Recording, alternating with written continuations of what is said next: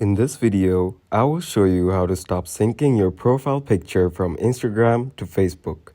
First off, go to your Instagram app. Then click on your profile on the bottom right. Then tap on the menu bar on the top right. Then from here, go to Settings. Then go to Account.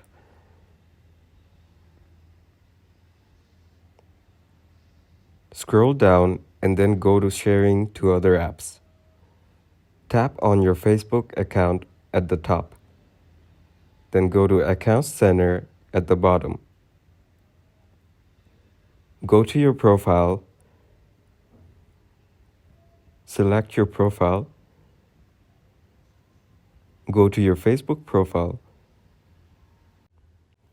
And then turn off Sync Profile Info. Tap Stop Syncing, and that's it.